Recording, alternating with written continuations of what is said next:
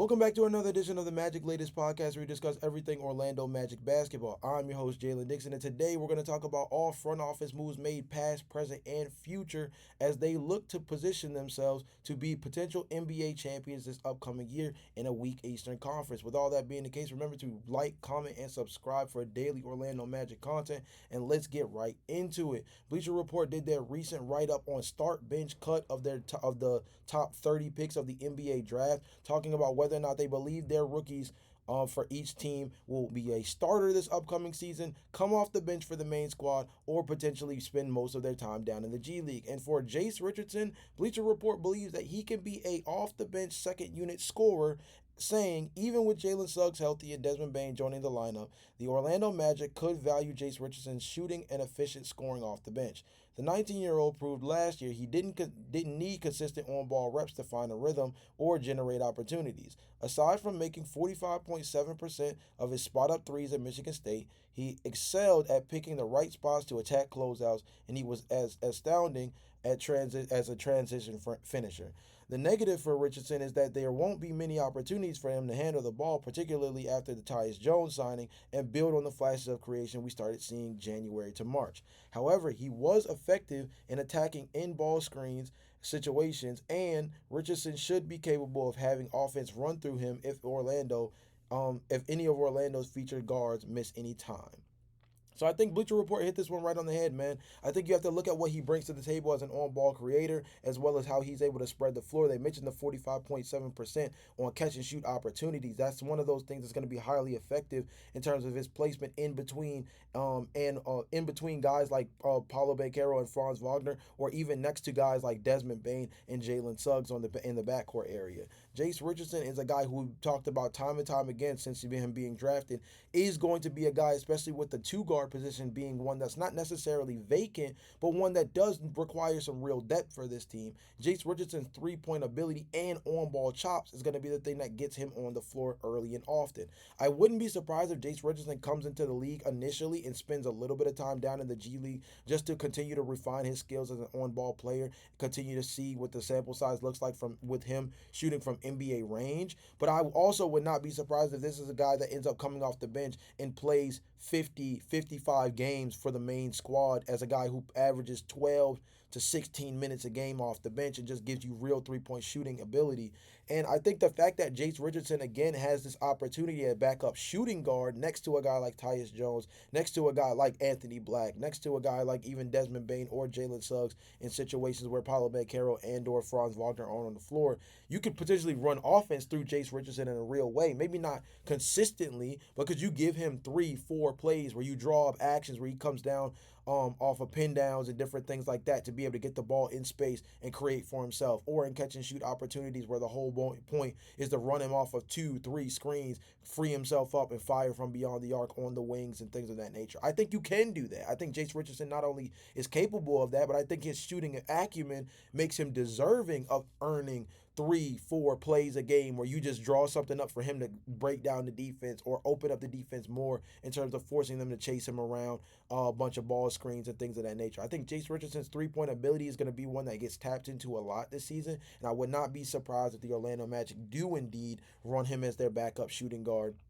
The bigger question, as they mentioned, will be just how much on-ball reps will he be given at the main squad. I think in the G League, obviously, they're going to try to run offense through him and see what he can do as an on-ball creator long term. But I think at the main squad, his main ability is going to be that three-point acumen that he brings to the table, and I think they're going to try to utilize that to the best of their ability. Shout out to Bleacher Report for that one. I do think that Jace Richardson is going to be a backup bench guard, and I would not be surprised if he plays, again, like I said before, in 50, 55 games with like legitimate minutes to be a floor spacer for this team.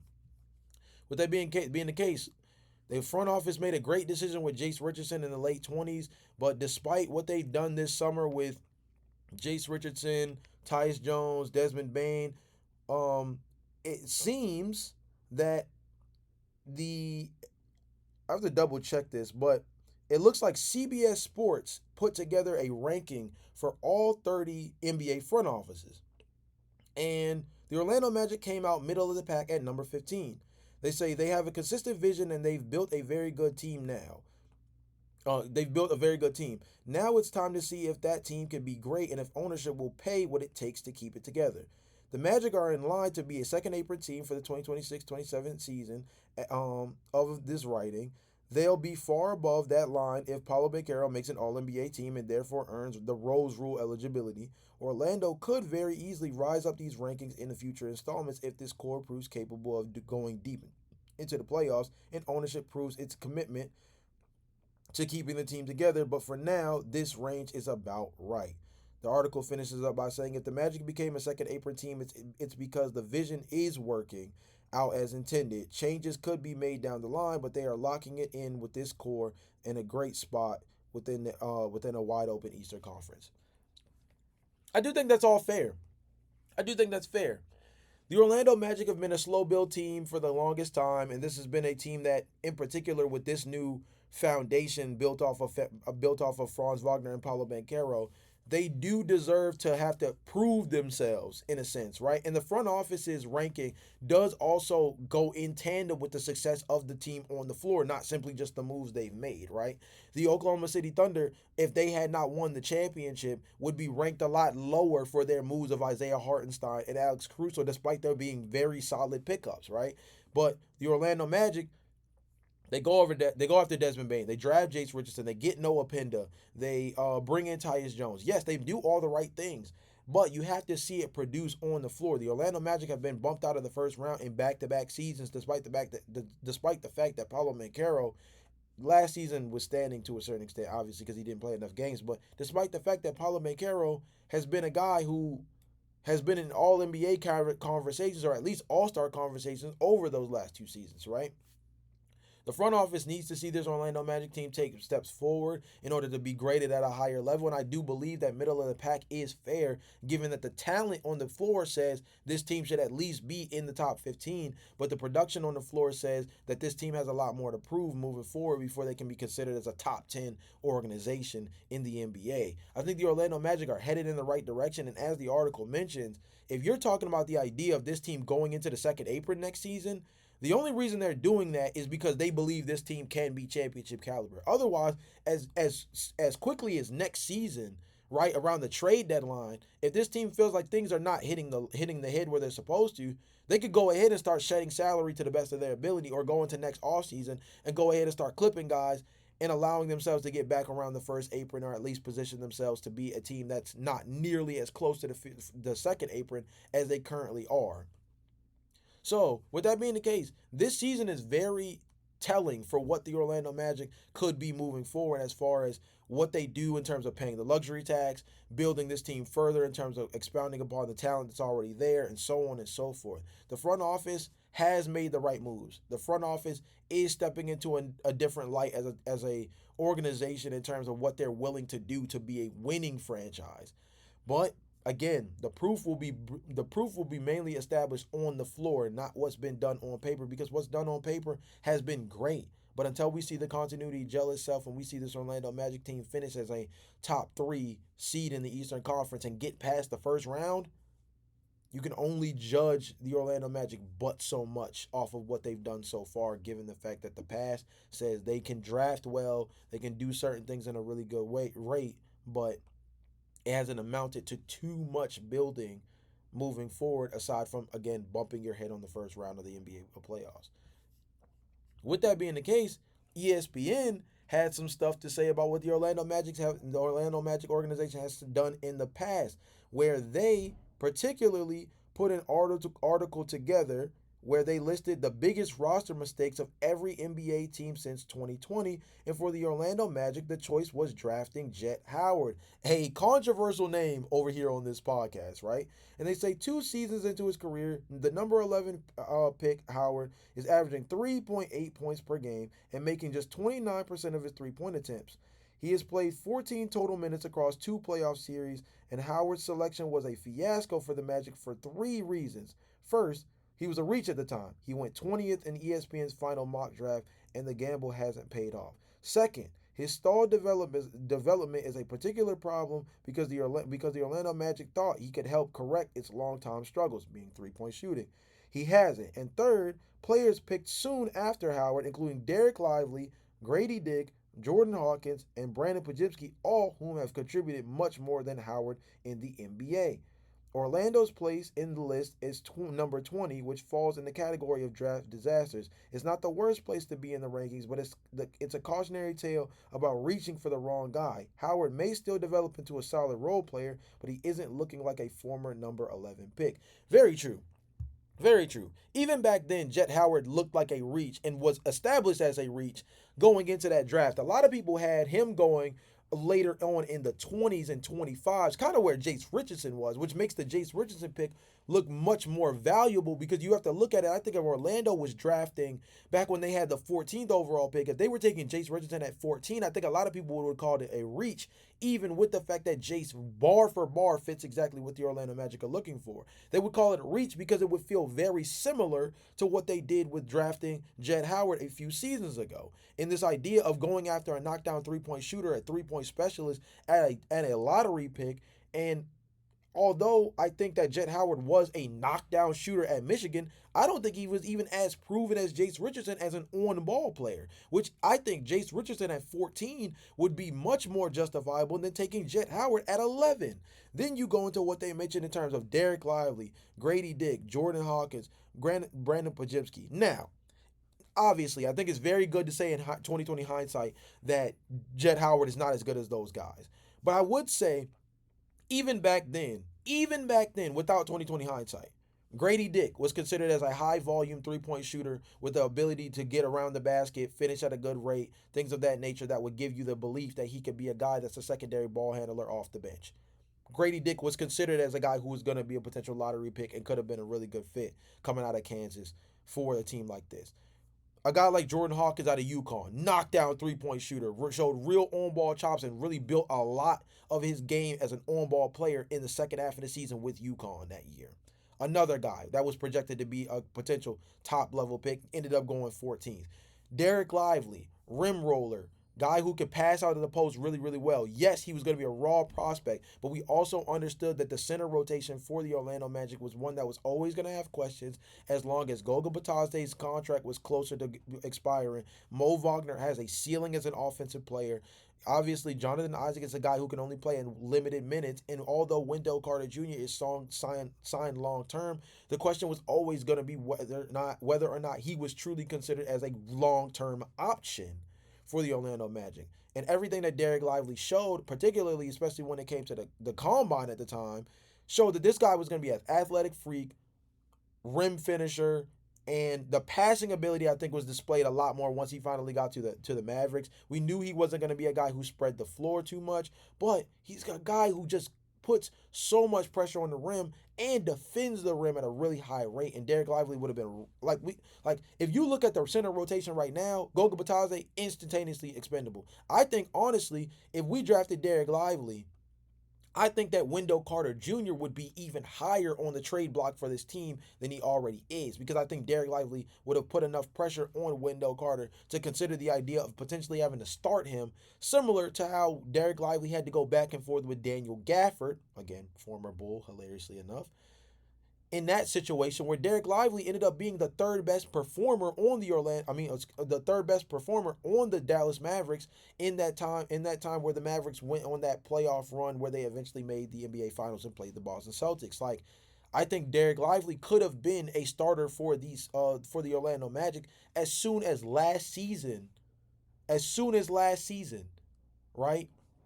But didn't go after him. And then Brandon Pajimski, that one's a catch 22. I mean, it's kind of hard to judge anybody who's drafted by the Golden State Warriors because they're always going to be pigeonholed into a particular role.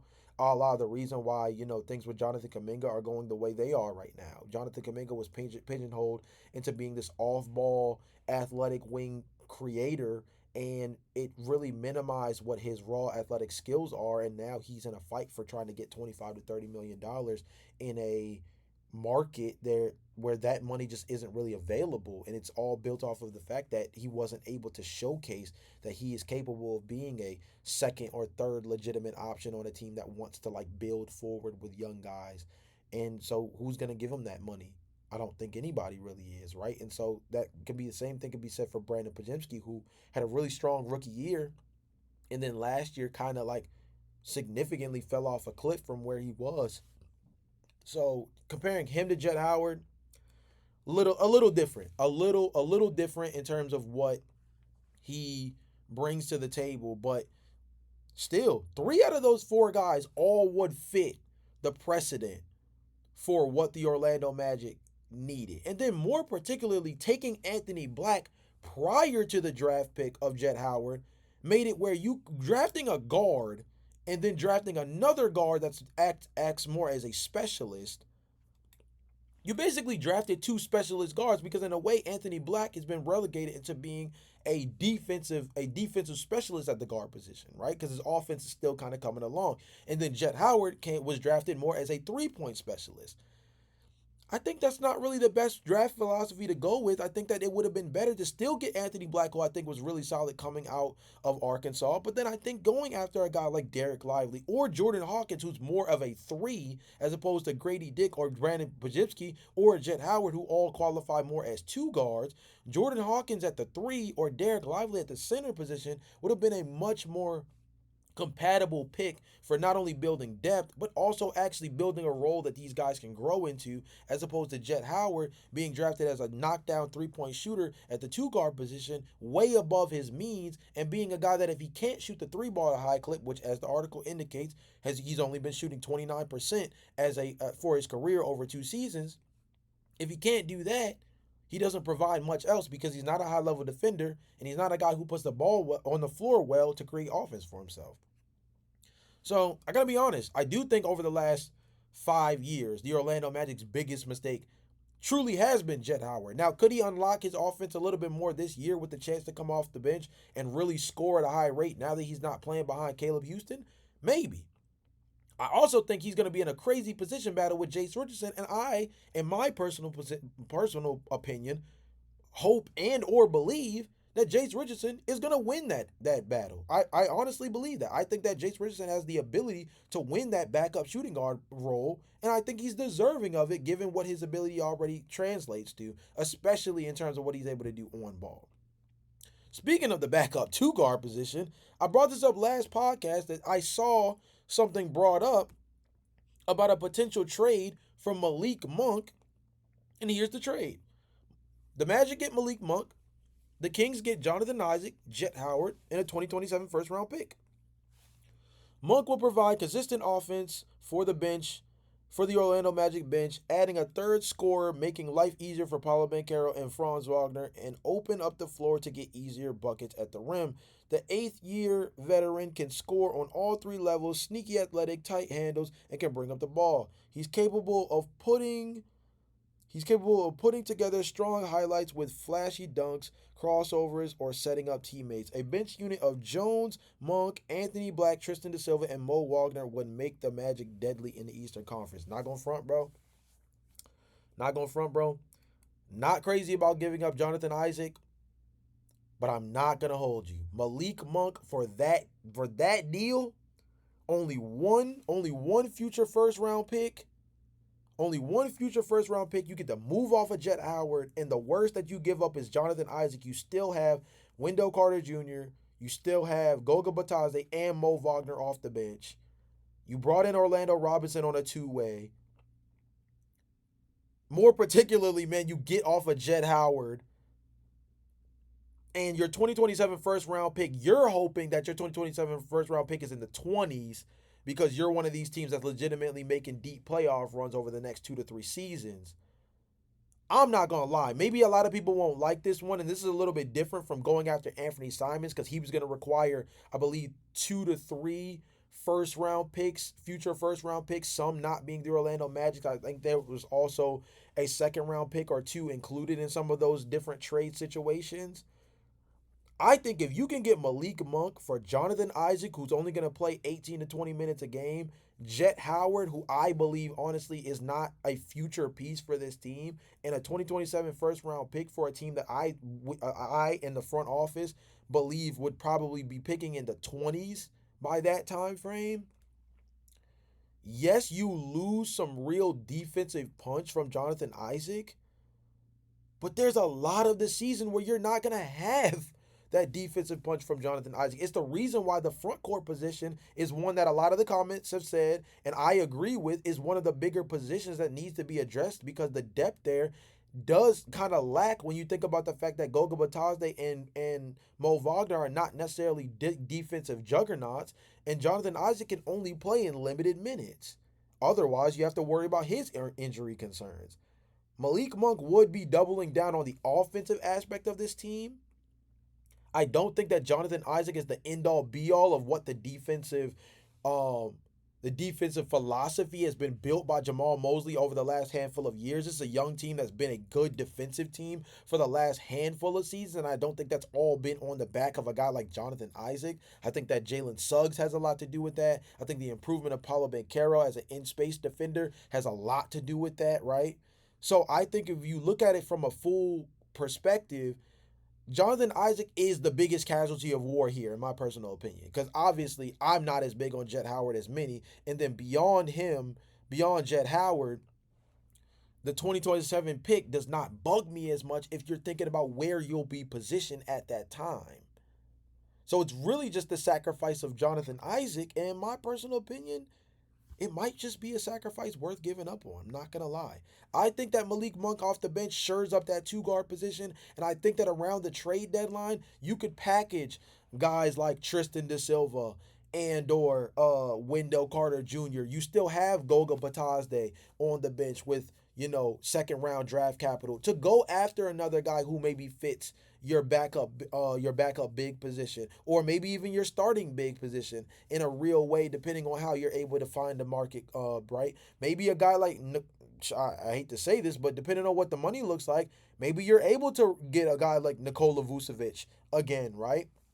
And although I don't think a lot of Orlando Magic fans would be insanely enthused about Nikola Vucevic, I think a lot of people would look at what he brings as a three-point shooter coming off of his career year last year and say, wait a minute, you know, if we can get Nikola Vucevic and he can be our starting big, and then we can relegate a guy like Wendell Carter Jr.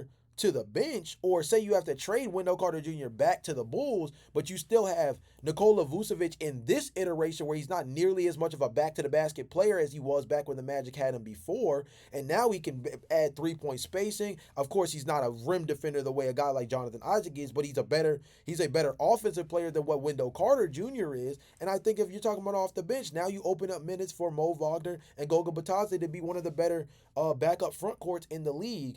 I think that this trade actually is not too crazy, and I think that the ability to get a backup big to fill Jonathan Isaac's role is not necessarily, I'm not going to say it's necessarily easy, because Jonathan Isaac is a DPOY candidate if you were just grading off of 15 to 20 minute sample sizes, but I do think it's a simple role to fill given the fact that his archetype of being a rim running center slash, defensive, rim protector. I mean, those guys, you can reach on those guys. I mean, you could go as far as, this is not a great example because I wouldn't want him, but I'm saying just the archetype being one that grows on trees. The Houston Rockets signed Clint Capella, and he's basically going to be their third center behind Alperen Sengun and Steven Adams. Could he be a guy that comes up for a very cheap price on the open market? Potentially. Now, that's not a guy I would want to go after, but it goes to tell you that there's very simplistic ways to go after a backup big that's simply nothing more than a rim running center who also can shot block a little bit. Jonathan Isaac is a little bit of a tier above that, but then when you factor in how limited he can play in spurts, he kind of closes the gap on himself a little bit there. But you guys let me know in the comment section down below how you guys feel about this trade. Again, I'll read it out. Malik Monk for Jonathan Isaac, Jett Howard, and a 2027 first-round pick that would be Orlando's. I don't think that this trade situation is nearly as bad as it might look, and I think that if you can move off of Jett Howard to get a legitimate six-man candidate off the bench to produce offense for you at that two-guard position, again, next to a guy like Anthony Black who brings defense, you still have a guy like Tyus Jones on the team as well, who can be a guy who lead ball handles for them. Tristan Da Silva and Mo Wagner, yes, it's a smaller backup unit, but boy, they getting buckets. That's just how I feel, man. But you guys let me know again in the comment section. Remember to like, comment, and subscribe for daily Orlando Magic content. And I will see you guys tomorrow. Peace.